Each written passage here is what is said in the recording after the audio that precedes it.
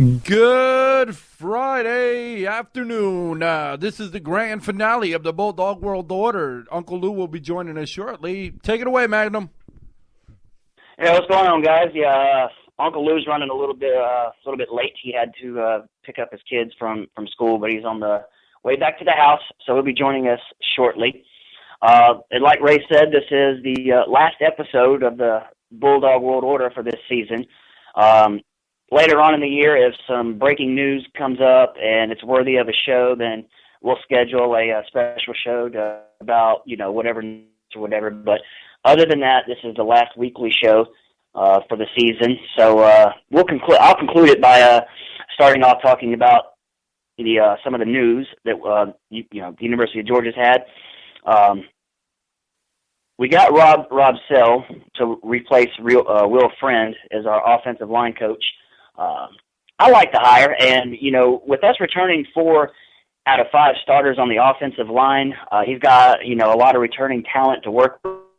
Yeah, we're not going to really drop off on the offensive line. And the way, if you follow the University of Georgia, you know that the way we, rotate players in and out, there's players constantly getting meaningful game time experience on the offensive line. So whoever comes in, they're going to have game experience already, so it's not like they're going to be fresh and, thrown to the wolves. So it's kind of like Patrick Ramsey. Everybody, every UGA fan expects Patrick Ramsey to be the guy next year, and he's got some game time experience.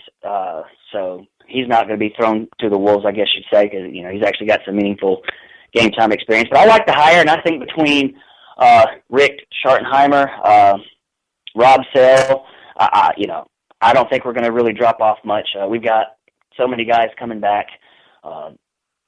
Every running back minus Todd Gurley, of course. And if you ask me, I know me and Uncle Lou, we've talked about this in the past. Mason, he wasn't terrible, but he just didn't really have the arm to, make our passing game effective. So, in my personal opinion, I think we upgraded the quarterback position. Ramsey's got a better arm, and he's a little more mobile than Hudson Mason. So I think that position is an upgrade. Of course, Nick Chubb, Sonny Michel, hopefully Keith Marshall can stay healthy this year. That's been an issue for him the last couple of years. Of course, Brenda Douglas coming in. So, he's been there. But, we got all these running backs, coming back. So we've got a lot of experience in the backfield. Of course, fullback, Quavon Hicks, what me and Uncle Lou refer to as the dump truck. He's back. We returned 4 receivers: Malcolm Mitchell, Justin Scott Wesley, Isaiah McKenzie, Reggie David. I know Towns, he got playing time last year, but he wasn't really a main factor at the receiving position. But I guess you say 5 since he's there. But we're loaded on offense. We're not really going to drop off. Our running game's just going to, be just as good. Our passing game is going to improve with Ramsey. So offensively, I don't think we're going to have any issues whatsoever.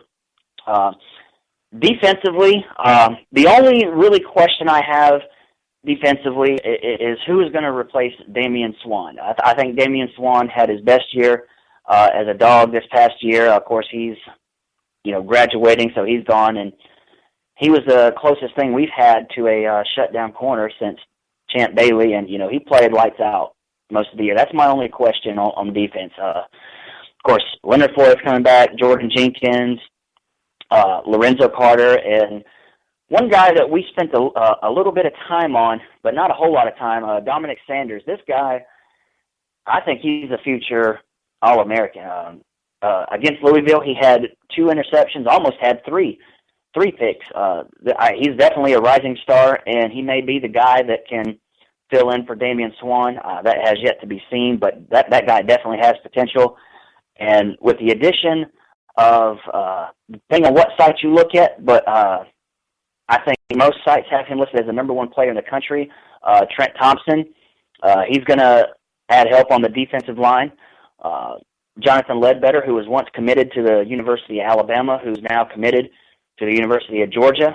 He's definitely going to help. Rashad Roundtree, depending on what websites you looked at, he was rated in between the number 3 and number 5 safety. So it's really safe to say that, Jeremy Pruitt has been hitting a recruiting trail. And, Georgia fans knew once we got him, that was going to help recruiting a lot defensively.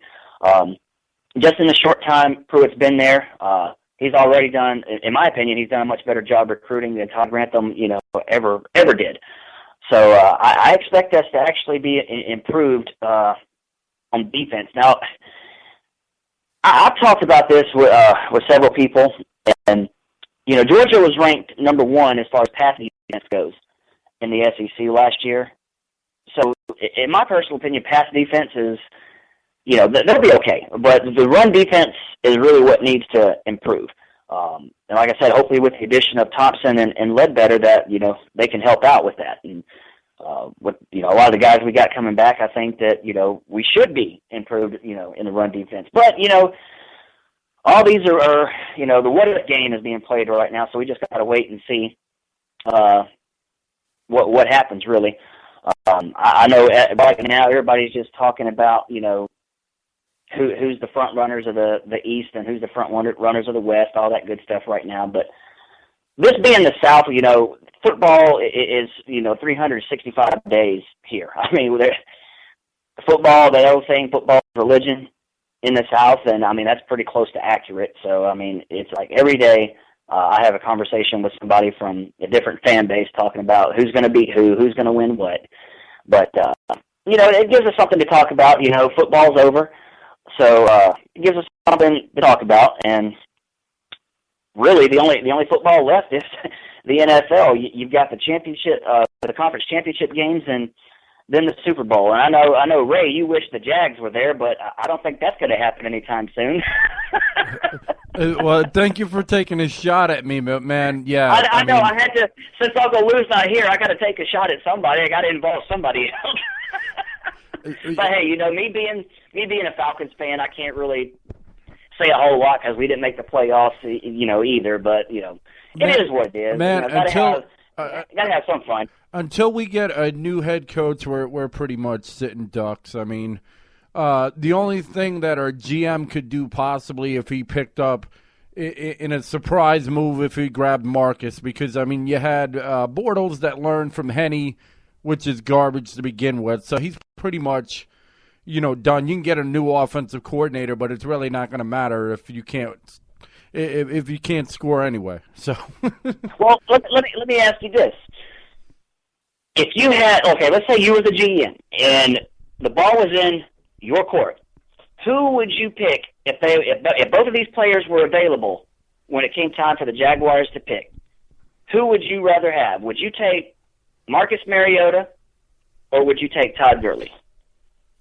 But you know what? In the old NFL, I'd take Todd Gurley. I apologize. But with his injury, he's probably going to drop to the second round anyway. Now if you throw him on the same time as Bortles, I may just go Marcus because he knows how to do more with less.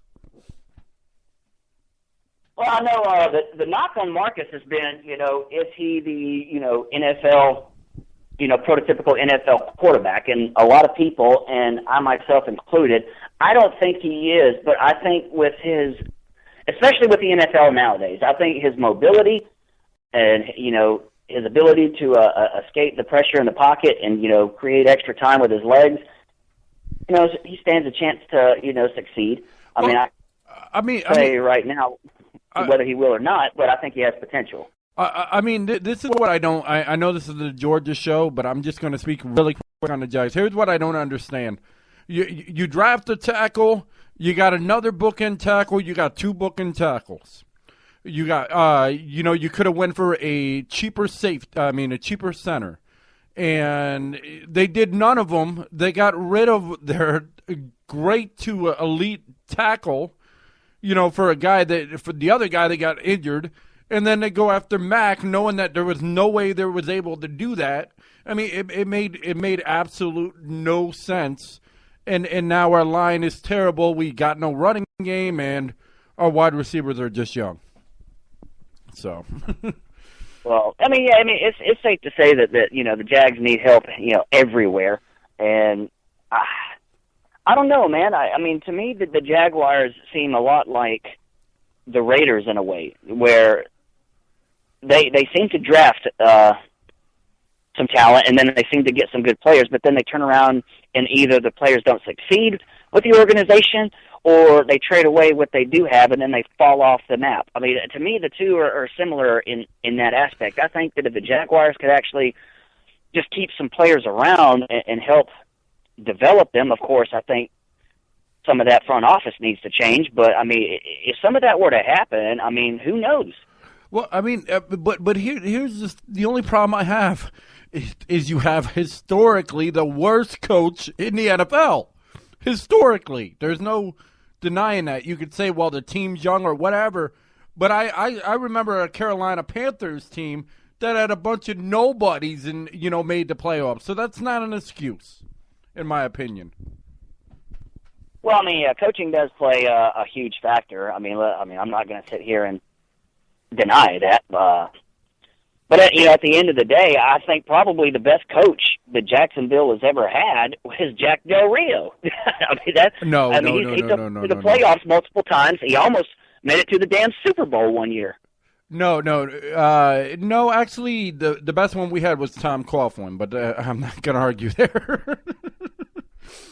But I mean, imagine Georgia. Okay, this is what I got to deal with. Their coaching is they don't have principles down. They can't, in the backfield, they can't tackle. They can't run. They can't pass. They don't run routes right. I mean, you can go on and on. If Georgia does not have basic fundamentals down, they're not winning too many games, and that's what's going on with Jacksonville. Yeah, and see, I know a lot of people knocked Mike Bobo for his situational play calling. Hell, I did too. I'm not going to lie.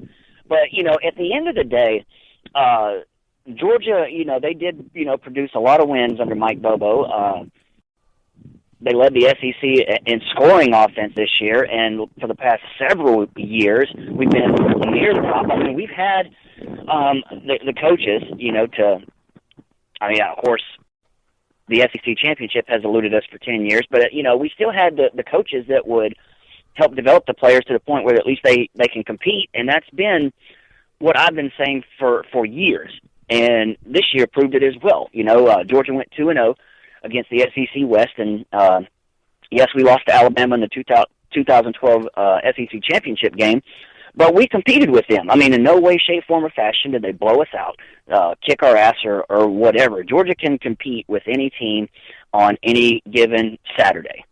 That's where I stand on that, and I think with the addition of Schottenheimer and Rob Sell, I think these could be the coaches to get us to that next level, but that has, yet to be seen.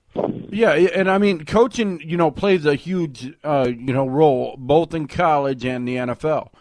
But, I mean, it's ridiculous. If Georgia was I don't care if they got new coaches or whatever, okay? If they went 2 years in a row and they can't hit 500, and the last 7 of 8 years or 8 of 9, they can't go 500, there's a problem. There is a serious problem. There has to be a change. Yeah, well, thank goodness we haven't had that problem, and that's one thing I've gone back and forth with Tennessee fans is a lot of those fans, they're still living in the 90s. They still think they're relevant, and they call us choke artists and all that stuff. But, I mean, when you sit down and look at it, when's the last time Georgia's had 4 consecutive losing seasons? He just finished with 1 game above 500 this season. So, I mean, when you've got other teams trying to talk trash to a team that is clearly better than them right now, I've got a problem with that. I mean, one thing about Georgia is it's safe to say that Georgia's probably going to get 10 wins a year with Mark Richt. I mean, some programs would kill to have that consistency. Wouldn't you agree? I do. I think, this is out of my realm and everything. But, after what happened with, TCU this year and everything, I think personally they should take the top four teams in each conference and have them play each other and then do the playoff system. I know that sounds crazy, but I think you'd really know who was the national champion then. Well, one thing I've been saying is, and I think the playoff will expand to 8 teams, but if nothing else, I think college football would be better suited with a 16 playoff, like a NFL-style playoff. You've got 6 teams. You've got the number 1 and number 2 seeds that get a bye, and then the other teams would be, like the wild card. I think if it's set up similar, like that, along par with the NFL, I think the playoff system would actually be better, and I think that you could probably say without a doubt, with 6 teams, you could say without a doubt, okay, this team is the national champion, because usually it's the top 6 teams that have an argument that say, oh, we deserve to be there. Well, you throw in the 6 teams, well, you got a chance to prove it. It's like this year, a lot of people thought Ohio State didn't belong. Well, they got their chance to prove that they did belong, and, well, by God, they sure as hell did prove it, Well, I mean, can't they, because it is college and it's not NFL, can't they just go a different route to try to separate themselves and, kind of like NCAA basketball does with some sort of tournament? Well, I mean, that's kind of what it was this year. It's just 4 teams. I mean, in no way do I think that 64 or 66 teams in college football should be in the fucking tournament. But, like I said, at most 8 teams. And I think eventually the playoff will expand to 8 teams, and that's pretty much exactly like a NCAA basketball tournament. If you have 8 teams, you won't have one team to get that bye. I mean, if you had 6 teams, you would have to do that, just like the NFL. But 8 teams, it would be like a tournament setup. Yeah, but could they take, like a team from like let's say the SEC West and, the champion from there and then the champion from the SEC East and, the champion from the different, conferences, or would that just be too confusing?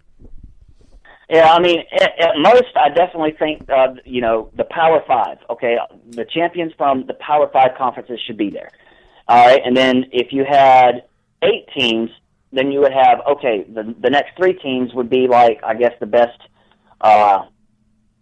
second, I guess, like maybe the best second-place team in a couple conferences, or you just take the remaining 3 teams who are the best in college football and put them in there. I really don't see it being a team like from the SEC East and from the SEC West. I don't really see that. Do you think they eventually could make it a spectacle where they could take the champions from the year before and automatically put them in there? You got to beat the team? Depending on how they do. I mean that kind of happened this year. Florida State was nowhere near the team they were last year. But since they ran the table, they went undefeated. They pretty much had no choice but to put them in there. I mean, they're the defending national champions. They went undefeated, and everybody knew. I mean, people that can go back and listen to the archive of this show. Me and Uncle Lou, predicted, double-digit win for Oregon over Florida State. But just because they were the defending national champions and ran the table, they got put in. So that's already happened. So, I mean, it could happen again. Let's say Ohio State next year. Let's say they win every game by 1 or 2 points, and that includes playing the scrubs that they play. They're going to be put in there because they're the defending national champion. They're the conference champion. You can't leave them out. But I do agree with the whole 8. Probably 8 scenario would probably work the best. You really can't do 6 because there's just be an odd number of teams.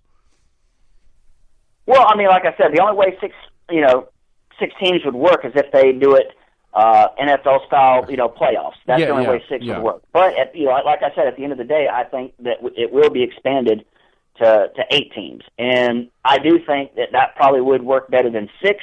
But 6 is better than 4. I would be for a 16 playoff quicker than I would be a 4. All right. Well, we're still waiting for Uncle Lou. I'm going to throw you, for a loop because you're very, knowledgeable when it comes to college sports. Being the way that TCU played, I think they're the only team that feel that they got snubbed.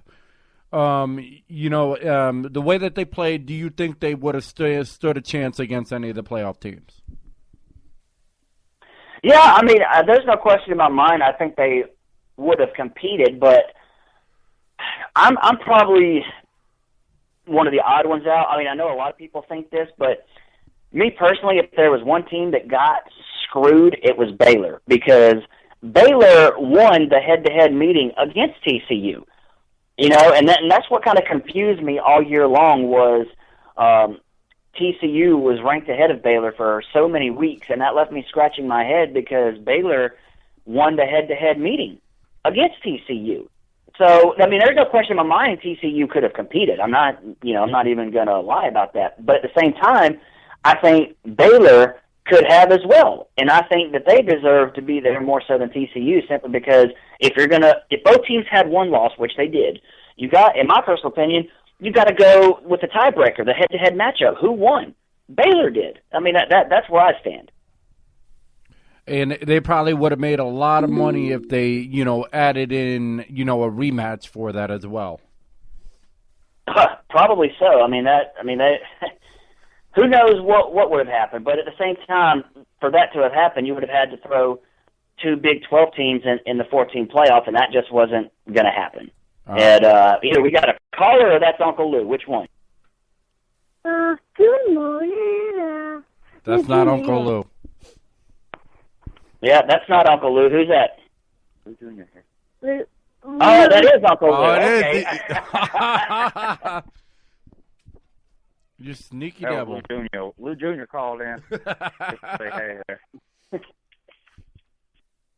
Yeah, at first I didn't know who that was, so. Okay. I'm going to ask one more question. I'm going to ask you both. Had Marcus had everybody healthy, would have Ohio State stood a chance based on the way they played? Okay. Are you talking about Ohio State? You're talking about the Ohio State-Oregon game, right? Correct. If Marcus had all his weapons back. Okay. Well, yeah. Oregon was out. I forget his name, but he was their main receiver, and they were.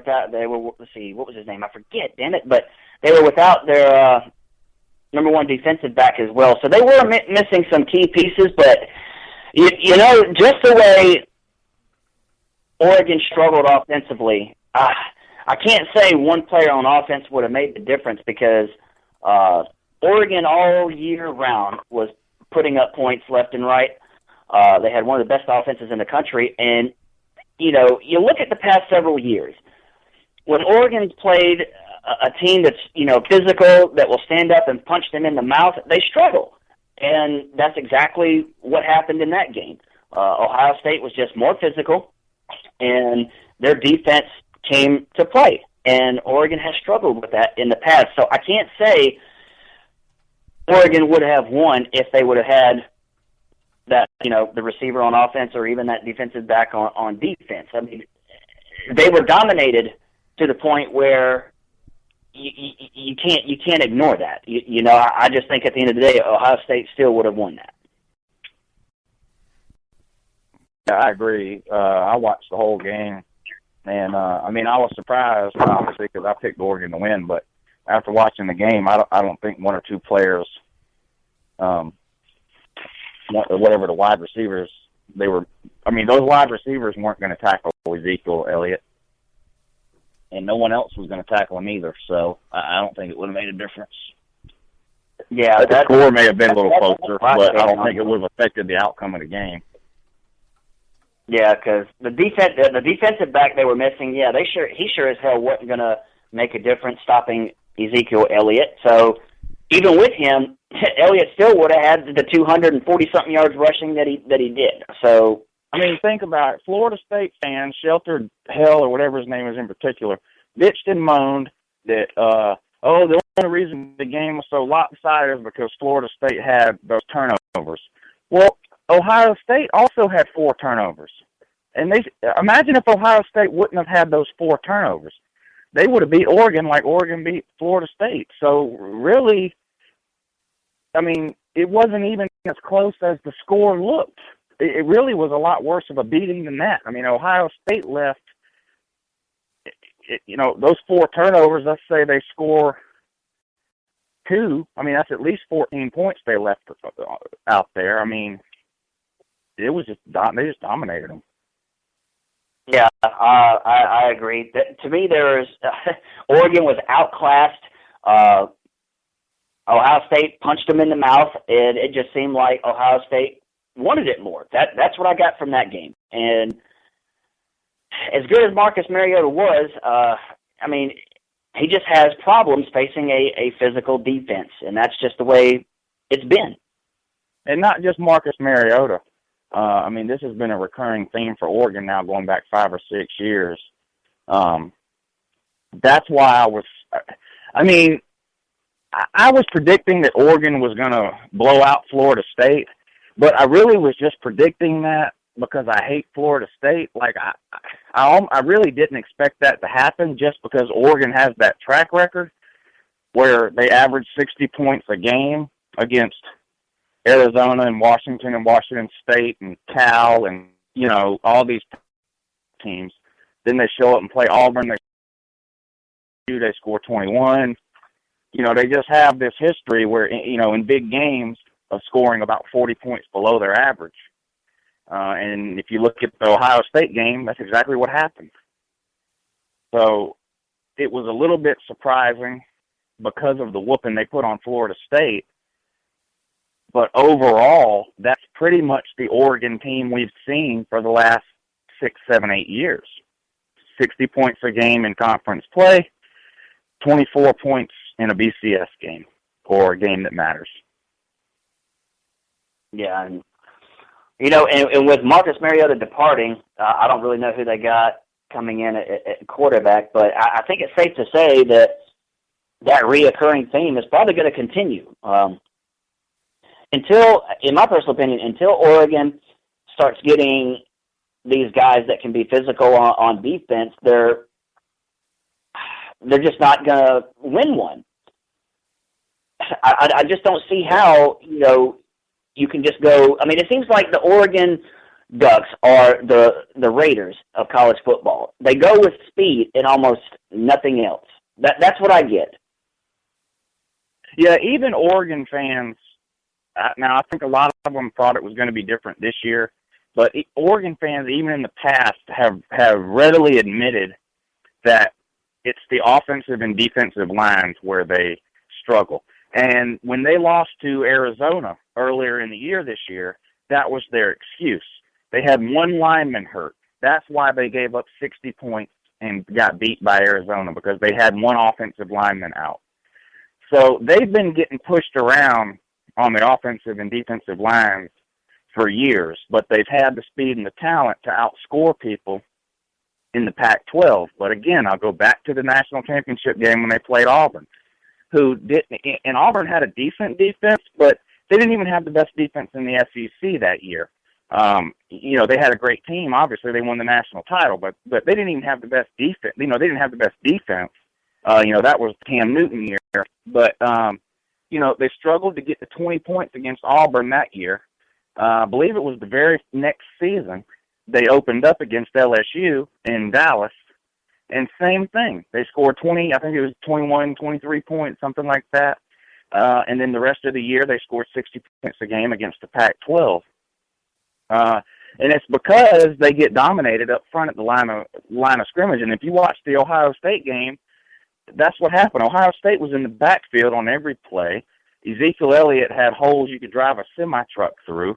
And I'm not taking anything away from that Ezekiel Elliott. He's a hell of a running back. I mean, what he did the last 3 games of the year is unbelievable. I mean, he had 700 and something yards rushing between the Big Ten championship game, the playoff game, and the title game. I mean, you can say what you want about Wisconsin or even Alabama or even Oregon's defense, but to run for 700 and something yards in the 3 biggest games of the year, I mean, that doesn't happen by chance. I mean, that's not just luck. I mean, there's a lot of skill involved there. So, like you've been saying, the difference was the Ohio State offensive line. They're bigger and stronger up front than Oregon, and I think that's evident. Exactly. Yeah, exactly. And it showed. So as far as Oregon next year goes, yeah, they're losing Mariota and whoever else they might be losing. But I don't expect them to have that much of a drop-off. They've lost quarterbacks every single year. Oh, no, I mean, I'm not saying they're going to have like a drop-off to where they just don't compete, but what I'm saying is it'll be a lot of the same type of Oregon we've seen in the past, where during the regular season they're probably going to score a lot, but push comes to shove, playoff time, they're just not going to have the beef up front to compete. Yeah. They'll win a lot of games next year, 60-35 and stuff, and stuff like that, and they may win the Pac-12. I don't know, but I'm done. Like, I thought it was going to be different this year. Now, the first half of the season, I didn't. I was anti-Oregon. But by the time the playoffs, I was on the Oregon train. And when Alabama lost to Ohio State and Oregon beat Florida State, I was all aboard the Oregon train. I fell for it, and I shouldn't have done that. The best predictor of future behavior is past behavior. That's a loose opinion. That's a psychological fact. And Oregon did exactly what they always do. So I'm not making that mistake again. The next time I'm wrong about Oregon, it'll be because I picked them to lose and they won. I won't pick them to win another big game. Won't happen. Okay. I have one more question. I know it's y'all's show, but does Ohio State, does the quarterback now does everybody fumble and try to wonder where this guy came from? Well, I don't think too many people are going to be wondering where this guy came from. I think the question more so is how many quarterbacks does Ohio State have that can come in and start right away? I mean, they're going to have a definite quarterback controversy come next season. I mean, I can definitely see one of them, maybe two. I don't know, maybe two of them transferring, because all three guys, Miller, Barrett, and Jones, they've all proven that they can start, in Division I, football. So whoever the starter is next year for Ohio State, you can bet your ass those other two quarterbacks are going to want to play. So I think that there's a good chance that at least one of them is going to be going somewhere else. Yeah, they're not all three going to stay there. I would be willing to bet at least one of them is going to look to transfer out. But I had an argument with a Big Ten fan trying to make the argument that Urban Meyer was some sort of a great coach because he was able to win with a third-string quarterback. And you've probably been dealing with some of this too, Magnum. But these Big Ten fans, of course, are all full of themselves now. But, even going so far as to say that Urban Meyer is a better coach than Nick Saban and Nick Saban couldn't win with a third-string quarterback. Well, my argument against that is Nick Saban has been winning with third-string quarterbacks ever since he got to Alabama. Nick Saban has never had a first-string quarterback. Nick Saban has had nothing but average to below-average quarterbacks since he got to Alabama. He's had a bunch of Hudson Masons, people who don't turn the ball over and know how to hand it off. He's had 0 NFL quarterbacks there. Urban Meyer has had way better quarterbacks to work with than Nick Saban. Oh, God, yeah. I mean, yeah, Urban had... Going back to Tim Tebow.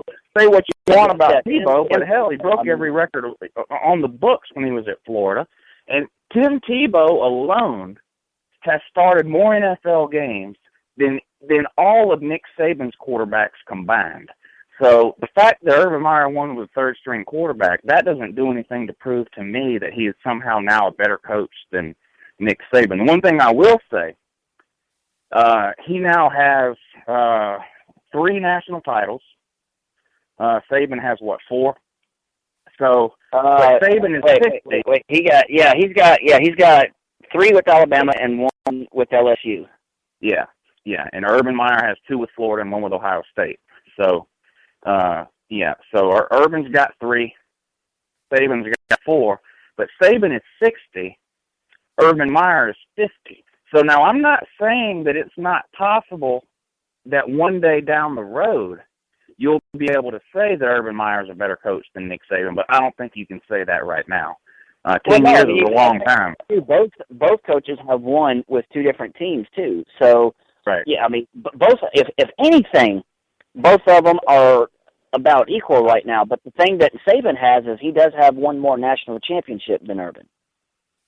Right, yeah, and he's done it more consistently, I would say too, than Urban Meyer. But I mean, the thing with Urban Meyer, I will agree that right now he's a top 5 without a doubt right now. Nick Saban is a top coach of all time. So slow down on the Urban Meyer is better than Nick Saban routine.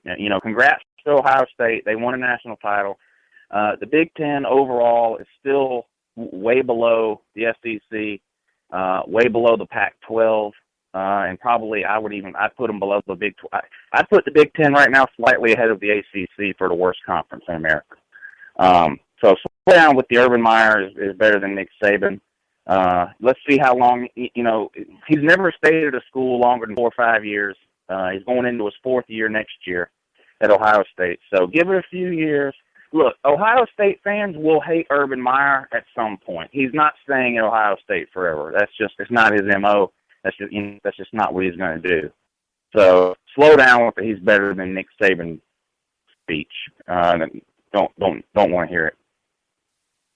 Yeah, and I mean, maybe, like you said, somewhere down the line, Urban may win 1 or 2 more national championships than Saban. Who knows? But, I mean, as we all know, sometimes, some coaches never win one, and then once a coach wins one, he never wins again. So, I mean, you just really don't know. And like you said, let's say, like at Florida, let's say stuff starts to go bad, he starts losing a lot of his good players. Will another excuse come up and he, bail on the team? Good coaches, in my opinion, they stick through, the good and hard times. They don't bail when, your team starts, falling off. Yeah. I mean, that's the thing. And Saban's winning 11 games a year in the SEC. Meyer's winning 11 games a year in the Big Ten. So, let's just slow down a little bit. Like I said, the one thing that Urban Meyer has working to his favor is his age. He's 10 years younger than Nick Saban, and only one title behind Nick Saban. So it's very possible he could catch Saban and pass him. And if that happens, then we can have this conversation again. And I'm sure I'll be singing a little bit of a different tune, but to say that he's better than Nick Saban right now, I can't agree with that. Yeah. And speaking of quarterbacks, let's talk about the SEC a little bit. Well, this kind of surprised me. Ask you something real quick before we get into that. I was going to ask you something, and I was talking a little bit about this when the show started, and this is a topic that I definitely want to get your input in. The last several days, I've been dealing with a lot of freaking ass Tennessee fans. I know what you're thinking. You hear the word Tennessee, you're like, oh, here we go. Well, the thing that I'm going back and forth with Tennessee fans right now is they think that just because Butch Jones beat Iowa, they got a 7-6 record, 1 game above 500. They're all thinking that they're going to win the East next year. They think all their recruits coming in is better than what Georgia has coming in, and they think that Butch Jones is a better coach than Rick. And I was definitely wanting to. I was like, yeah, I'm going to bring this up to Uncle Lou and see what he thinks. Okay, I'm going to 2 separate statements about that. Number one, we talked about Tennessee a couple of weeks ago, and I came right out and said Tennessee is very, very close to having a really, really good team. I was a lot higher on Tennessee when we talked about Tennessee 2 weeks ago than you were. I mentioned they're having a great recruiting class. I mentioned they're getting Dobbs back. They have the running back back. Good part of their. I went through this whole thing where I talked good about Tennessee. I was a lot higher on them than you were. That's number one. Number two, whoever said that is out of their ever-loving mind. What has he? By the time Mark Richt had been at UGA, as long as Butch Jones has been at Tennessee, he had 2 SEC titles. Butch Jones has 1 scrub bowl win. That's it. They're still averaging 6 wins a year under Butch Jones. Mark Richt is averaging 10 wins a year. He's a better coach than Mark Richt. Whoever said that is clearly either out of their mind or they're such a Tennessee homer, they're blinded by their own fanhood. Nobody should be able to make that argument and keep a straight face. That's insane. Butch Jones is a better coach than Mark Richt. By what evidence? By what data are you using to support that claim? I mean, I don't get it. Even if you just look at Mark, I mean, you can compare this two different ways. You can say, okay, Butch Jones has been at Tennessee 3 years. Let's look at Coach Rick's first 3 years. Okay, Coach Rick's first 3 years were way better than Butch Jones' first 3 years. Okay, well, let's look at Butch Jones' 3 years and Mark Rick during that same 3-year period where Butch Jones has been at Tennessee. We're undefeated against Butch Jones. We're averaging twice as many wins a year during the last 3 years as they are. That's one of the craziest things I've ever heard. And I watch a lot of YouTube videos, so I hear crazy shit all the time. That ranks right up there with the most craziest thing I've ever heard. Well, see, that's what I've been getting a lot. And then some of the other asinine shit they've been doing. Now, I understand that Tennessee is pulling in a better recruiting class than what they're accustomed to getting these last few years. But every last one of them are practically saying that Khalil McKenzie guy is better than Trent Thompson. When I bring up the fact that there's a reason why they rated Trent Thompson the number one player in the country, they did that for a reason. And the fact that Khalil McKenzie didn't even play his senior season, it's like, okay, he didn't play his senior season, maybe I think it was an injury or something. So he's going to be out of football, period, for a year coming in to the SEC, but yet they're claiming that he is like head and shoulders above Trent Thompson, and then we hear the same shit every year. Oh, Georgia's the choke artist of the SEC. Well, correct me if I'm wrong, but hasn't Tennessee had 4 losing seasons in the last 5 years? I mean, a Tennessee fan trying to down Georgia right now, I'm sorry, that's just crazy. I don't get it. I mean, okay, would you? Georgia's the new choke team. Okay, would you rather have won 10 games a year the last 3 years and played in decent bowl games all 3 years, or would you rather have been Tennessee, where you've averaged 6 wins a year and you've only made a bowl game once out of the last 3 years? Well, and for Trent Thompson and this other, and what's his name, Khalil McKenzie, what does that have to do? Okay, you're talking about 2 kids who just got done playing high school football last month. How can you use the Trent Thompson versus Khalil McKenzie argument to try to bolster your claim that Butch Jones coach Khalil McKenzie in high school? Well, what are these people smoking? That's just ridiculous. Trent Thompson could show up at UGA and never play a down. Same thing with this Khalil McKenzie for Tennessee. You don't know what you're getting with these people. Now, these recruiting services are right a lot more than they're wrong. But, just because ESPN or 24/7 Sports or Rivals or whoever says Trent Thompson is number 1 and Khalil McKenzie is number 3, me and you both know that 4 years from now, that's not going to matter. So to try to say that Khalil McKenzie is going to be better than Trent Thompson, therefore Butch Jones is a better coach than Mark Richt it's obvious that anyone making that argument is grasping for straws. They don't have any actual facts or data to support their claim. That's just insane. I don't even. You can't argue. Somebody that would make that argument, you can't even argue with somebody like that. You can't even have a debate with somebody like that. I mean, that's just ridiculous. That's just throwing a bunch of poop against the wall and seeing if any of it will stick. I mean, that's just insane. Just that's what I've been getting, man.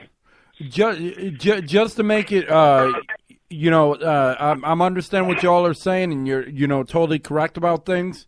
However, you do have to realize how bad Lane Kiffin did screw Tennessee, and their recruiting classes have suffered account of it. Oh, believe me, I totally get it. And that's 2 weeks ago when we talked about Tennessee, I didn't have anything bad to say about Tennessee. And I don't have anything bad to say about Tennessee now, unless a Tennessee fan is going to try to look me in the eyes or type to me on Facebook or wherever that Butch Jones is better than Mark Richt.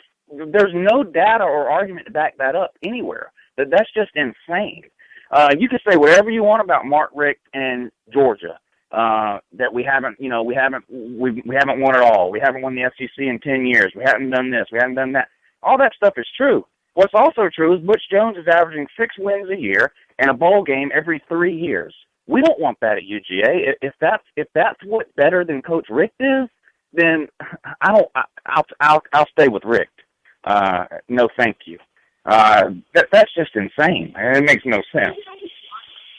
Well, I mean, that's what I said. I've been getting a lot of that shit, and going back to what you said, Ray, about how bad Lane Kiffin screwed over Tennessee, I think everybody would agree that Lane Kiffin did screw over Tennessee, but at the same time, it's night and day where the programs are right now. Georgia, even on Georgia's like down years, we don't have 4 consecutive losing seasons. I mean, we have one like every now and then. Like we went 16 years without, and that one was in 2010. We went 6-7, but we don't have multiple years where we just completely fall off the map. Georgia, year in and year out, they're competing for the SEC East Divisional, championship and an SEC championship. They're in that mix every year. Tennessee is not. Tennessee goes through coaches like fucking snack cakes. I mean, no coach. It's been 10 years. It's been 10 years since Tennessee played a meaningful game in November. Well, I take that back. They considered their games in November this year meaningful because they were so thirsty for a bowl game. So to them, their November games were meaningful because they still needed wins in November. While teams like UGA are trying to win in November to position themselves for a playoff spot, teams like Tennessee are trying to win in November to get bowl eligible. I mean, give me a break. Well, yeah, that's what I've been dealing with, man. So I definitely wanted to get your opinion on that. I mean, that's what I've been dealing with, and that's ridiculous. I've just got to the point where it's just like it's a lost cause trying to argue with those people. Yeah. But something else quick here in the SEC I wanted to get your thoughts on today because this kind of surprised me a little. And I'm not sure if you heard this. I think this came out yesterday or maybe the day before. But Dak Prescott is coming back in Mississippi State. Had you heard that? And what do you think about that? Yeah, I've read that article. There's been multiple articles. I think we're probably subscribed to the same shit we get on our Facebook feeds. But I've read that, and the thing that I get from that is, okay, offensively they'll probably be okay, but they did. God damn it! I know they got a defensive coordinator in there, but again, it's going to be year one in a new system defensively. I know he's been there in the past, but then again, you got some players who wasn't with him before, so it's going to be like an adjustment period for those players that wasn't with him before. But I mean, in Mississippi State, I mean, they wasn't that great on offense to begin with. Dak Prescott gave them an opportunity to possibly win at the end of the game or whatever. They wasn't really great offensively. So I think you're probably going to see a lot of the same for Mississippi State next year as you did this year. I think Dak should have went to the NFL because I don't think he has anything to gain coming back. Yeah, I don't think so either. I mean, Mississippi State and Ole Miss got more attention this year than they did the 20 previous years combined. I think he should have cashed in. Of course, you always have the injury thing to worry about. And when you look at the class of quarterbacks coming out of college this year, it's really 2 and then a huge drop-off. I mean, yeah, we all hate Jameis Winston, but let's face it, in the NFL, wins are all that matter. Somebody's going to draft him, and it's going to be really, really high, probably number 1 overall. So you got Winston and Mariota, but, I mean, who's the third quarterback off the board on the draft? I can't think of one off the top of my head. Surely Dak Prescott would be a top 4 or 5 coach. I mean, top 4 or 5 quarterback taken, I would think, unless there's quarterbacks from some of these smaller schools that I just haven't heard about yet. But I was completely shocked when I heard that. Yeah, I was expecting him to go pro. So when he made, the announcement and it came out that he was coming back, I mean, I was a little surprised by that. But, I mean, it left me scratching my head because what does he have to gain? I mean, they're not really going to be any better than what they were this year. At most, they're going to they're going to fall off because, I mean, what are the chances that Mississippi State is going to repeat the success they had this year? I mean, Mississippi State has never had back-to-back 10-win seasons. Correct me if I'm wrong, but I don't think that's true. So what are the chances that they're even going to be as good? I mean, that's my thing. I don't get it. I mean, I admit I'm sounding real negative here, and I couldn't tell you whether Mississippi State has every one of their starters back next year, none of their starters. I couldn't tell you. I haven't looked into it. So, you know, who knows? Maybe he thinks they're lined up and primed to make some kind of huge run next year. Or, you know, maybe he heard from the NFL or from somebody's agents and things like that to get in these players' ears that he wasn't going to go very high for whatever reason this year. You know, so he, you know, decided to try to come back and improve his draft stock for next year. Who knows? But on the surface, it just seems strange because it seems like a weak quarterback class to me, especially in terms of quantity. Like I said, Winston and Mariota, and then, I mean, who's next? It was a terrible year for quarterbacks in the SEC. You know, there's not a quarterback in the SEC this year that's going to play on Sunday. That includes Bo Wallace. I can't see a team letting, you know, an NFL team letting him do all that much. No, I guess the only reason I can see why he came back is like you just mentioned to, I guess, improve his draft stock because, you know, statistically, if he has a good season this coming up year, he could be a top 5 pick. I don't think there'll be too many quarterbacks that will, I mean, come to think of it, next season, let's think next season, who's going to be an NFL prospect? Okay, Kevin Hogan from Stanford, he announced he's coming back for his 5th year this year, so he's going to be a prospect. Okay, you're going to have Dak Prescott. So, and then I think after this year, Matty Mock will, you know, be gone, but I really don't see him succeeding in the NFL. So, I mean, if you think about it, a lot of these quarterbacks from next year, I think Dak may be the leader for, I guess, maybe the top quarterback taken in the draft. That's the only reason I could think he came back. Now, what's the eligibility status of people like Bryce Petty from Baylor, Hundley from UCLA, and that guy from TCU? Are they freshmen, seniors? I don't have any clue. Do you? No, I don't know about the TCU. No, Alex, I don't know too much about it, but Brett Hundley, I do think is gone. So, but see, the thing about Brett Hundley is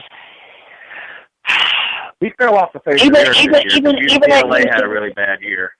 I mean, yeah, even at UCLA, I mean, I don't think he was spectacular. We had a lot of hype coming into the season, and I don't know. I mean, does he have like a really strong arm? I mean, I don't know. I know he was a preseason Heisman favorite to some people, and almost everybody had him at least as a candidate. Same with Bryce Petty from Baylor, which, I mean, let's face it, Baylor still scored 50, 60 points a game. But I don't know what's going on with those guys. I don't think they're in the draft this year or next year. I would put Bryce Petty above Brett Hundley, no question about that. I think Bryce Petty would succeed in the NFL a lot more so than Brett Hundley. I don't think Brett Hundley's an NFL quarterback. I really don't. I hope that guy from TCU is going to the NFL because, good God, TCU, man, they might have been the best team. I mean, I'm not going to say that because it's not fair to Ohio State. I mean, we finally get a 4-team playoff to supposedly determine a 2 champion, so I'm not going to diss Ohio State that way. But, man, they sure did look good. Well, I mean, me and Ray talked about that toward the beginning of the show, and like I said, I may be one of the odd ones out because, in my personal opinion, if any team got screwed out of the playoffs, it was Baylor because they beat TCU in the head-to-head matchup. Both teams had 1 loss. So, in my opinion, go with the tiebreaker. Okay, who beat who in the head-to-head matchup? Well, Baylor beat TCU. So, I mean, I agree. I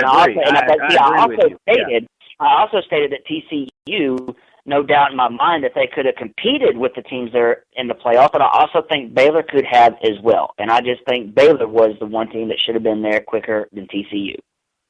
I completely agree, but it's just like us saying it's like the Georgia-Missouri situation. You know, anybody you ask will pretty much tell you TCU is better than Baylor, but it doesn't matter. You know, Baylor beat them heads up, so that's that. Same thing with Georgia and Missouri this year. Anybody in their right mind is going to tell you Georgia's the better team, but Georgia didn't win the East, so we didn't get to go to Atlanta. Same situation there. All this talk about expanding the playoffs, I mean, I'm not saying it shouldn't ever happen or that it won't ever happen, but it just feels like everyone's jumping the gun after 1 year of a 14 playoff. To me, I like the excitement. I mean, like during the BCS, I looked forward to knowing who was going to be ranked third in that last BCS poll. And maybe that's just because it's in my nature to kick people when they're down. I don't know. And to me now it's the same thing. Like, the Big 12 is the butt of all my jokes now because you got left out of a 14 playoff. And I don't want to lose that. You know, it brings excitement. It's something to talk about. You know, winning your conference doesn't guarantee you to get in if there's only 4 teams. Like I said, I'm sure one day it'll go to 6 or 8, but I wouldn't mind doing sort of like what we did with the BCS and keeping 4 teams for 10, 12 years, something like that, and then expanding. Now, having said all that, if they came out tomorrow and said, okay, we're expanding to 8 teams, I'd be okay with that too. I'm not against 8 teams. I just, you know, it wouldn't bother me to enjoy the 4-team playoff for a few years before everybody starts bashing it. Mm-mm. Yeah, I mean, well, going back to what you said, it was kind of the same thing as the Georgia-Missouri game.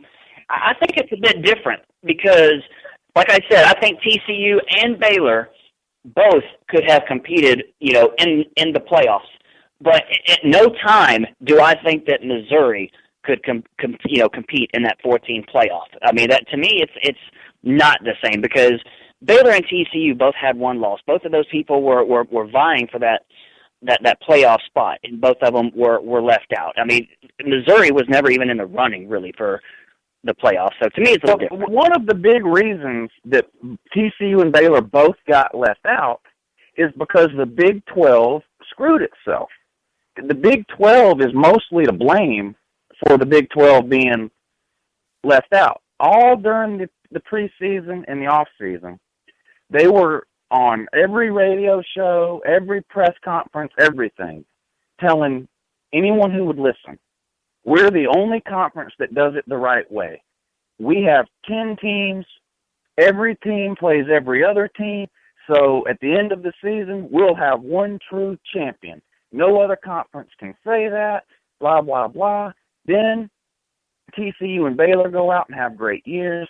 TCU looks like a powerhouse, but they lose to Baylor. Baylor also has 1 loss, so you look at it and you say, okay, well, TCU and Baylor have the same record, but Baylor beat TCU, so Baylor is the Big 12 champion. Well, the Big 12 comes out and says, no, we're not doing that. We're going to have co-champions. We're not picking between TCU and Baylor. Look, head-to-head is the oldest tiebreaker known to man. When cavemen invented paper, rock, scissors, if there was a tie, head-to-head, that's been the tiebreaker since forever. So the Big 12 came out in the middle of the year because they saw what was happening. Everybody was ranking TCU higher because people thought TCU was the better team, even though they lost to Baylor. So the Big 12 looked at it and said, well, what's going to happen if we give the Big 12 title to Baylor, but TCU is ranked higher? Well, they're going to leave us out of the playoffs. So instead of doing that, maybe we ought to just do this co-champion thing and let the polls decide who they think is better between the two. And they screwed themselves because it made them look hypocritical, going around preaching to every other conference that they were doing it right, every other conference was doing it wrong. We play a true round robin. We have 1 true champion. Then you ended up with no champion, none. And it confused everybody. The polls were confused. The committee was confused. You saw what the committee did. They had TCU ranked in the top 4 all year, ahead of Baylor, all year. TCU goes out and dominates its last game of the season, wins by like 40 points. Baylor goes out and beats Kansas State, I think it was, which is a halfway decent team. And since that was the last game of the year, they flip-flopped them. They moved TCU down to like 6 and put Baylor at 5, the first team out of the playoff. If you look at that final committee poll, the committee moved Baylor ahead of TCU. But the committee knew. The committee didn't think Baylor was better than TCU because they had TCU ahead of Baylor all year, even after Baylor had beat them. So the Big 12 came out and just confused everybody, and that's why, and Ohio State really can thank the Big 12 because Ohio State was the team that got in at 4, whereas it probably should have been TCU. Well, Nick, I'm glad that you you just mentioned Ohio State because we've been talking about this topic the last week, and I tagged you in an article, and there again, we can't really say if this is true, but have you had a chance to look over the article of the conspiracy where Wisconsin threw the game against Ohio State? Yeah, I read over it, and it was pretty much what I thought it would be. I don't believe that. I just think it's too hard. It's too many players. There's too many people involved. It's very hard to throw a football game unless you can get to the quarterback. That's really it. That's why most of the time when you hear about these types of things happening, it's in basketball. Because any basketball player can shave 5, 6, 7, 8 points off a game easily by purposely missing free throws, missing a couple of easy layups. It's easy. But for a football team, you're talking about 80-something people, 15, 20 coaches, an entire administration would have to basically be in on it. And I just and believe me, I'm all about conspiracy theories and things like that, but this is one I just can't believe. I totally understand. It's just like in the NFL when they say a team's tanking. There's no way. Too many jobs are on the line. Right. Well, like I said, it's not one of those where we can say if it's true or not. I just found it interesting that an article even came out about that, and the guy that supposedly came out with the article, he's supposedly somebody very close to the Wisconsin program. So I just found it interesting reading, and being a conspiracy. It was interesting reading, and this is definitely a Uncle Lou topic. Yeah, and the guy that wrote that and the website that it was on probably got more clicks off of that article than they've gotten off of any other article that's ever been published on that website, and that was probably a lot of the purpose of doing it. Now, what I do believe happens, and this isn't necessarily a conspiracy, but I do believe that head coaches in big-time Division I football are fully aware of the spread. And there are certain coaches who will cover the spread if at all possible. A lot of alumni and big boosters and things like that gamble a lot of money on big time college football. And if you're let's say you're a huge Alabama booster, and Alabama's favored by 20 points this week, and you bet on Alabama to cover the 20. Well, Saban knows the spread is 20, and he's going to do what he can to win by. If there's a way to kick a field goal at the end of the game to win by 21 instead of winning by 19 or whatever, I do think some of that goes on. But as far as fixing the games and getting athletes involved and all that, I just think it's too hard to do. Yeah, I mean, there's definitely would be a lot of people involved. So, like I said, I can't confirm or deny if that's true. I just found it interesting reading, and I'm actually shocked that a story came out about like that. It was like you said, it would be really hard to get all the players and all the coaches in on something like that. It's I don't know. I mean, maybe if you got maybe to the quarterback or Melvin Gordon. I mean, he is pretty much their main offensive weapon. So maybe if you got to them, but there again, keeping something like that a secret from that many people would be difficult. Yeah, I mean, right, and it's not like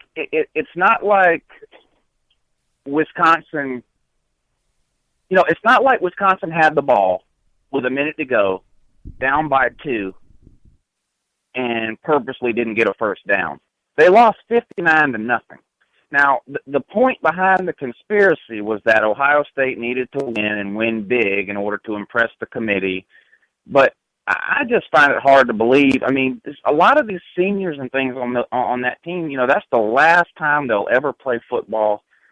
Even the ones that have hopes of going to the NFL, are they really going to lay down for an entire game knowing that the NFL is going to go back and watch game tape of every game you've ever played? I mean, I find it hard to believe that you would be able to convince that large of a group to go in on something like that. Yeah. But, changing topics. I know I was talking to a few other Georgia fans and some of course, Tennessee fans, and they, Tennessee fans especially, they brought the topic that, well, what's UGA going to do for a quarterback? And I tried to embed in what little brains they do have, that if there's one position that we're actually upgrading, in my opinion, it's the quarterback. I mean, Ramsey has a better arm and he's more mobile. I don't see how we can't upgrade. No, I've been making the same point since the season ended. The only thing we're losing on offense is our worst player. And that's not a shot at Hudson Mason, but who's better, Nick Chubb or Hudson Mason? Who's better, our offensive line or Hudson Mason? Who would you rather, or Hudson Mason? There's nobody on our offense that you can look at and say, I'd rather have Hudson Mason back and lose that guy. So, our offense is not going to get worse.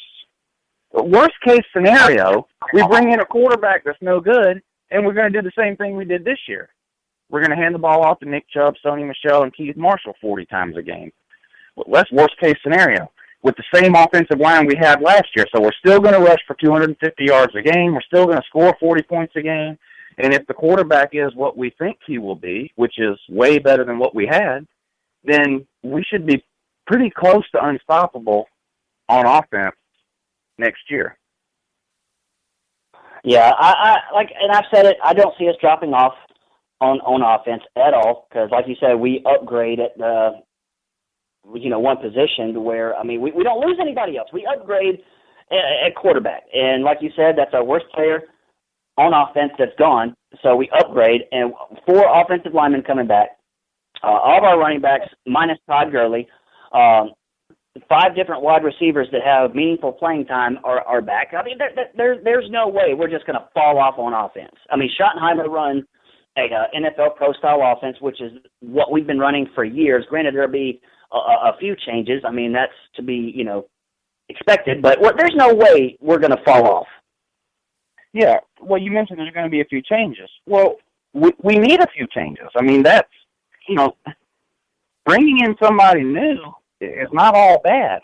And the fact that I'm excited to have Schottenheimer, or that any other fan is excited to have Schottenheimer, is not a shot at Bobo. I've been a huge Bobo supporter.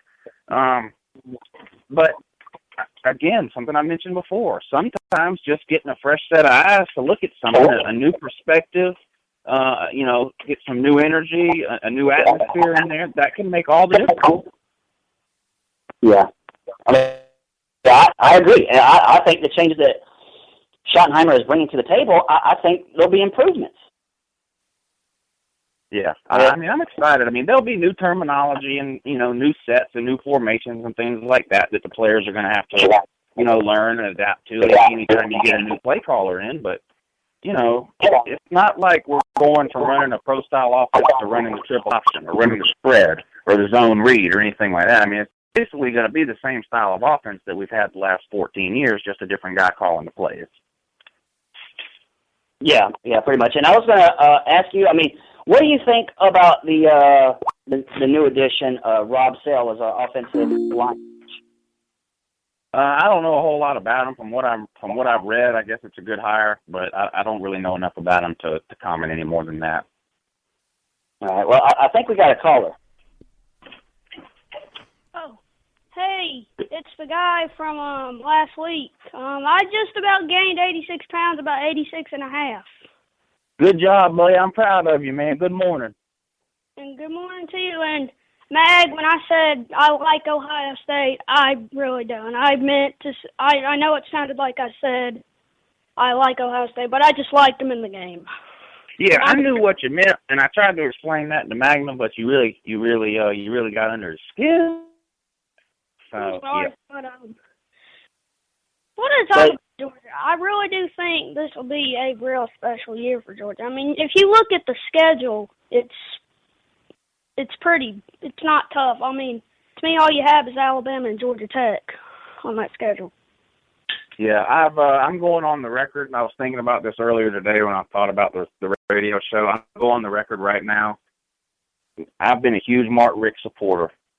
If we don't win the SEC and make the college football playoff in one of the next 2 years, I will call for Mark Richt to be fired in every YouTube video that I make and every radio show that I do. I don't care if I make a video about going to Walmart. At the end of the video, I will say, fire Mark Richt in every single video. Win the SEC and make the college playoff in one of the next 2 years, or suffer the wrath of Uncle Luke. That's my message to Coach Richt.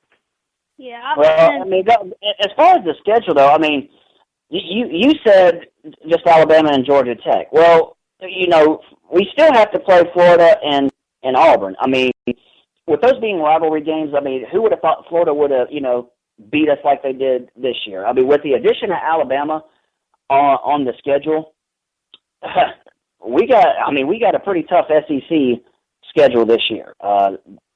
And beating Alabama is way tougher this year. I think our schedule is going to be way tougher next year than it was this year. We dropped Clemson. We dropped Clemson, but we pick up Alabama. We got to go to Tennessee. We get Carolina at home, which is huge because for whatever reason, we're incapable of winning in Columbia anymore. We just can't do it. So that's good that we get Carolina at home. But we got to go to Tennessee. We got to go to Auburn. We have to play Alabama. That's in Athens, but still that's going to be the toughest game for sure. We have to go to Atlanta to play Georgia Tech. So I would say that our schedule next year is definitely tougher than the one we had this year. But with that, I'm not making any excuses. I'm done with the excuses. I'm tired of having top 5 recruiting classes. I'm tired of watching football on Sunday and seeing nothing but UGA players on every team I watch, and having nothing at UGA to show for it. I'm sick and tired of it. I'm done with the excuses. We fired the defensive coordinator 2 or 3 times. We fired the we refused to pay the offensive coordinator this year. Got him out of town, so we got a new offensive coordinator in. There's no one else left to change. Hell, they even got a new strength and conditioning staff coming for next year. So there's no one else left to change. Mark Richt's on his second athletic director, so we've already tried that. There's no one else left to change. So an SEC title and a spot in the playoffs one of the next 2 years, or hell hath no fury, like Uncle Lou's YouTube videos. All right, well, I don't mean to run, but I got a few errands I got to run, so I'll let you close out the show, Uncle Lou.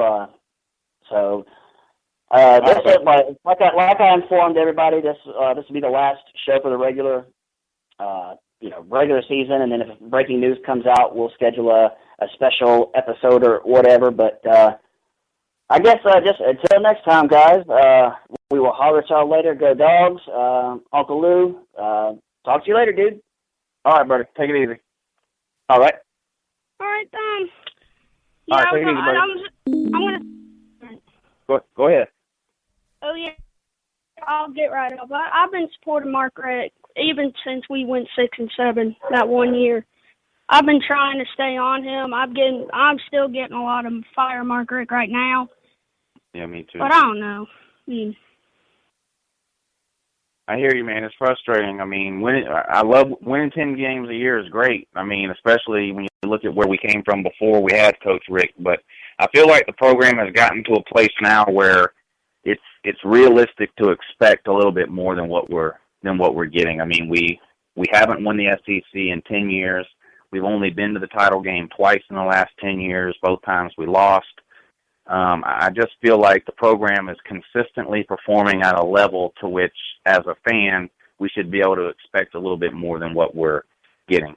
Top 5 recruiting classes, top 5 in terms of number of players drafted into the NFL.